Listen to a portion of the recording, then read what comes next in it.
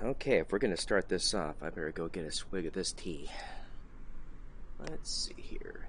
Yada yada yada. Punch through one of my photos here. Oh, goddamn, that's good tea. Okay. Alright, now we're ready to rock. Oh, no. I don't know what I undid, but I don't want to undo it. Okay, hey folks, just wanted to do a little follow-up of the devil project here. Managed to summon him from my file directory here, and I started working on a few extra things. I blocked in a series of placeholder hair objects here, modeled it after James Dean, and then I started taking these less than flattering cell phone pictures of myself here, and using those as a bit of a template to add in a facial expression. As you remember from the last video, you may or may not have seen the last video, but if you saw them, you would see that he didn't have an expression before and was kind of a really basic, kind of stale little face going on. And I wanted to give him a little bit more life. And so I started cobbling together from different blob shapes. It's great because you can literally from the layer system here. Ooh, whoops. Whoop. There we go. You can do about 100 layers in this layer system, and you can see I just layered the crap out of this thing. I haven't joined anything together. There we go. Okay. And so I'm about to join this guy up. I'm going to add in a few more blob shapes and work on the forehead a little bit, and then after that we're going to join them up and see what happens. I learned a bit of a lesson by joining up different layer shapes together into a single contiguous whole, and that is, if you're working at a low resolution, which I'm now working at a higher resolution than I was before. I was working at the lowest possible resolution to just block out the shape really quickly here, and then after that I tried to use higher resolution shapes and then join everything up together. And what that created, and we might actually be seeing this in a few moments, but what it actually created was a whole bunch of these weird, crazy artifacts all over the surface of this thing. And I actually had to stop and undo, raise the resolution of this shape, and then merge all these little shapes together. Because when I was adding in a new layer like this, you'd see this little green gizmo around here on the face. Well, you can grab that and you can size it down, and that affects the resolution of whatever shape you're working on. So let's say I'm working a little bit. I'm going to add in a little blob here for to finish off the rest of the eyelid here. So let's go ahead and pop that in, and then we'll flatten it a little bit, smudge it the way I would if I was smudging it with my thumb, and you can see it's a higher resolution shape than what I was working with before. Whereas before, if I hadn't have messed around with that little gizmo and sized that gizmo down to increase the resolution of that shape, I would have had a lot more jaggies to work with. It would have been a lot tougher to work with. Let's see here. Let's go ahead and what you're seeing right now, all these different blocked shapes all over the place here, is not unlike what I would do normally for one of my clay sculptures. I'm pretty much approaching sculpture almost exactly the way I would if I was doing this guy in clay. And that never gets old for me. I think that's just the coolest thing on the planet. Just the best thing since sliced bread. But let's go work a little bit on the forehead here. Let's see here. These are more of these pictures that I took of my face to get a reference for this guy. But at the time that I took these photographs, you see how I'm just pink as hell here. It's because I had finished an exfoliation routine before taking the photographs. But yeah, whatever. So it's not flattering on camera. It's not quite flattering for you guys, but whatever. Hopefully you'll learn something. Let's see here. Okay, so I got the hint of this fold here, but I think we could build that up a little bit more. So let's go ahead and add in a new layer, size that down a little bit, put in a clay, put that in, just like that. Actually, I'm going to smooth out that midpoint there a little bit now. And you can see that I have a pretty high feather setting here, and I keep it fairly small. The reason is I use that sphere of influence to kind of feather out my pulling. Now sometimes I'll go in and I'll do a much more harder aggressive edit, especially if I'm going to be stretching it over a surface. But for this, you know, when you're doing really delicate work like this, you really want nice feathered, slow, deliberate movements. Yeah, we're gonna push that down just a little bit. See, I'm almost putting it over that little fold that I had there originally. It's barely doing anything at all, but once it's merged together, I'll have nice creases and hard edges to work with. So I have my armrests here, of course, to keep my arms nice and stable as I pull and push things out. I'm gonna go ahead and size it down a little bit, take a little bit of that arch out. Good. Okay, there we go. And we're gonna pull this flat along here. Like I said, it's not going to do too much, but it is going to do a little bit of something. And that's all I'm really looking for. Now, after a point, I'm going to have to get out of symmetry mode so that I can start working on forehead wrinkles, kind of this skewed expression. I definitely want to put that skew in there. Whoa, I just made my model spin like a top in front of me there. Okay, so needed a little bit of that. Don't need too much there. What do I have here? You know what? I'm gonna do that. Let's do that a little bit. It's a subtlety, but it's one that I want in there. Size it down, maybe a little bit more. There we go. Add some clay, and it's gonna look weird, but you ever notice how when somebody wrinkles their forehead, you kind of get these really odd lines at the scalp? Some sort of where you get that hard edges of the scalp in there. I want that. I want that. So we're going to put it in. There we go. Now we're kind of cementing that hairline in place there.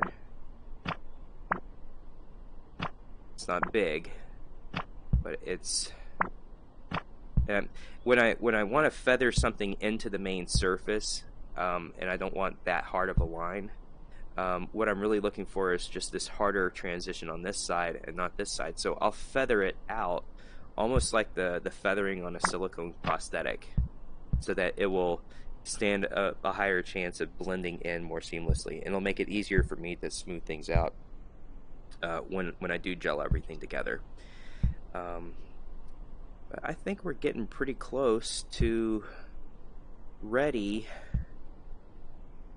I'm going to add in one extra little bit here, then we're going to go merge this sucker together and see if we come across any of those jaggies.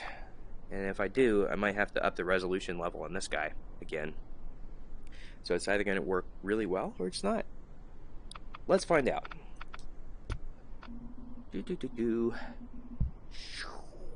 Size that down. Add clay. So looking at this, Yeah, okay, so we're gonna need something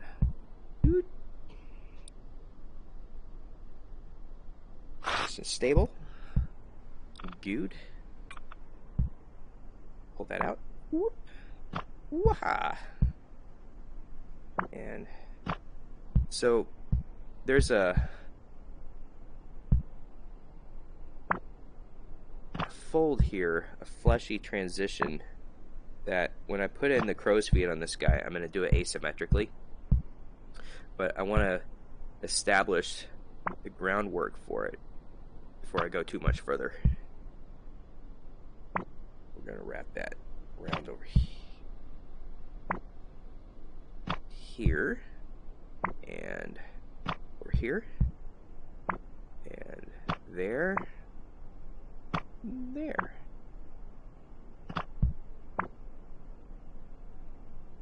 And then we'll just feather that out. There's going to be a little bit of a transition there that I'll have to smooth out manually, but oh well.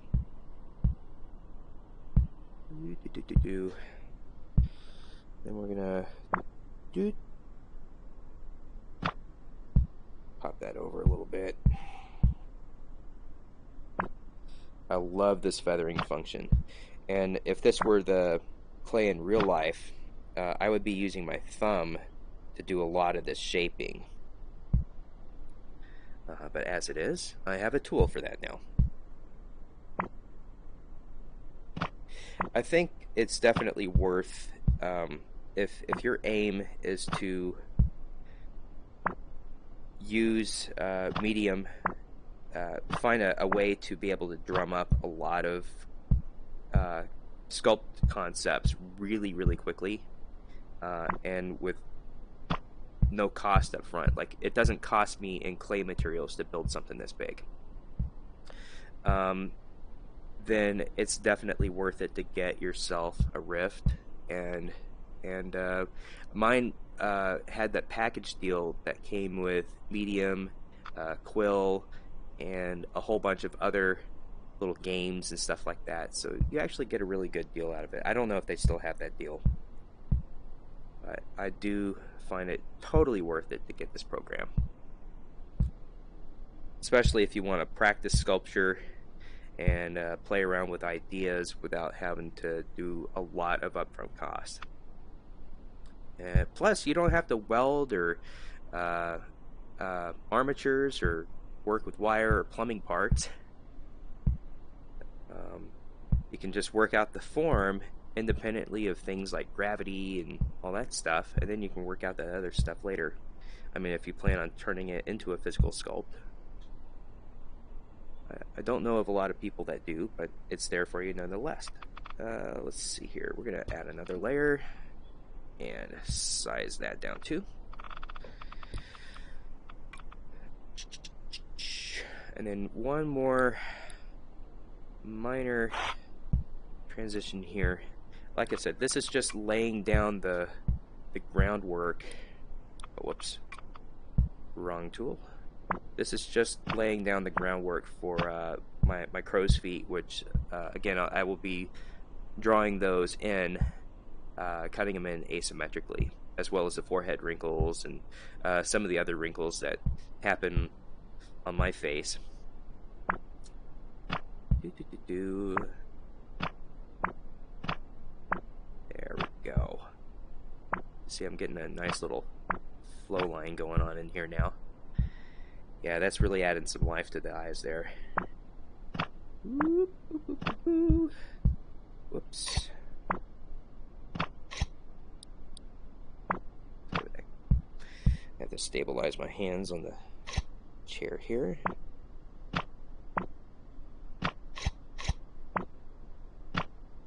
There we go. Good deal. Up the feather there. See, you can get super subtle with this, just by playing with the feather settings a little bit. Let's go. Pop that point up in there. A lot better. Let's flatten that out.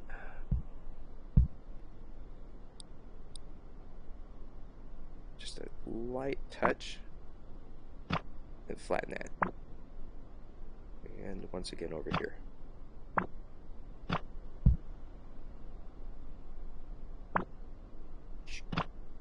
There we go. And finally, here, beauty. One more.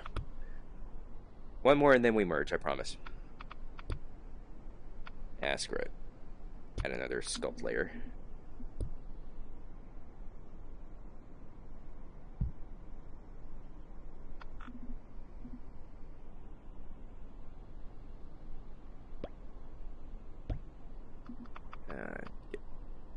Get rid of that one.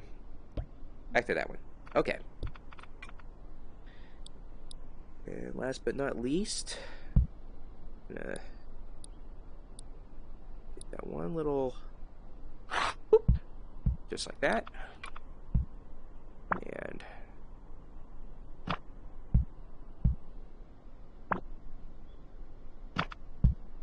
cool. Okay. That's it. Now we're making bacon.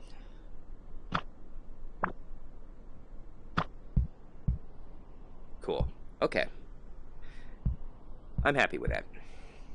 So let's go ahead and select our main layer, which is apparently called layer 31 now. And then we select everything else except for the teeth, and the eyes, and the horns, and the hair.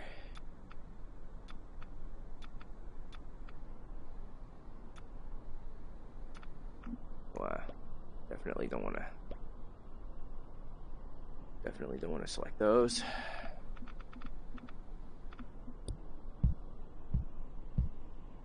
As a matter of fact, I'm going to go ahead and select everything I don't want merged. It would be easier to just do that.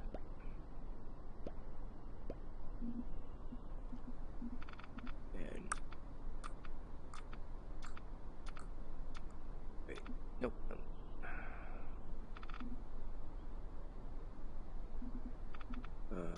Eyes, horns.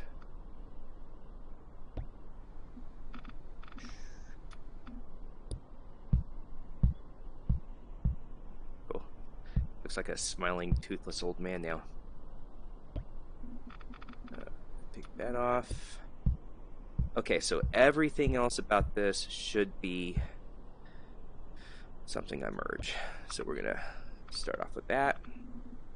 All that stuff I don't touch. All this stuff I do. I really do wish there was a faster way to pick up all that.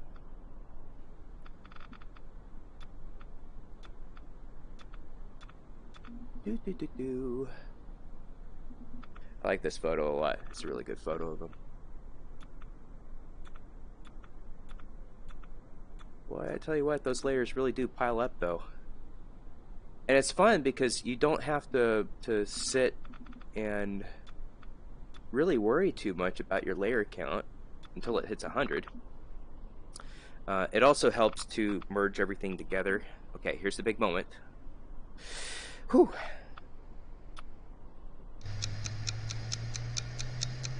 Just... wow, that is dog shit. Okay. Let's see here. That's... I know what has to happen. I know what I did. Okay. So we're gonna... okay. All these...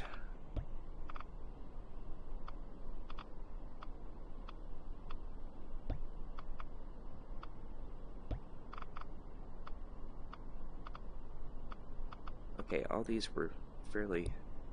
what about you?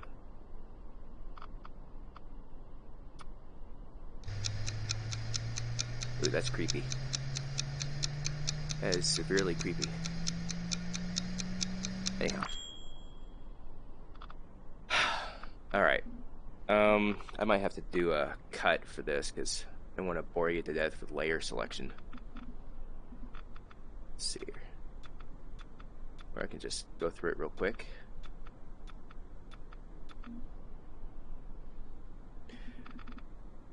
Or I might actually be able to merge it in pieces one at a time.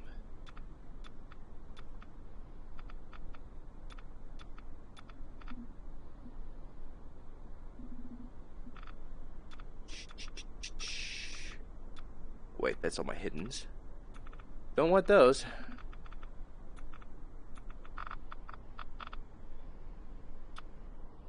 Okay, this is either going to work great or not.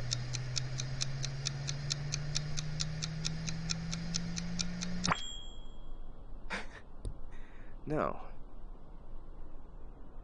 Okay, wait a minute. Oh, no, it's okay. Oh, I get it. Okay, so from here it looks fine, but from there I'm getting an LOD. Do you see that? Okay, that's what's going on. So it's actually merging just fine. It just means I have to blend this sucker. Okay, well, we can do that.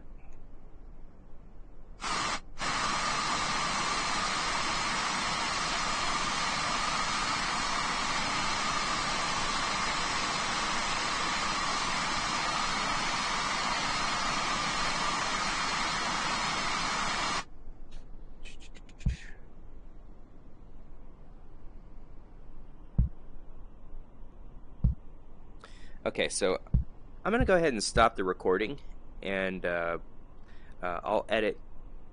I'll resume play here when I have this thing fully blended out.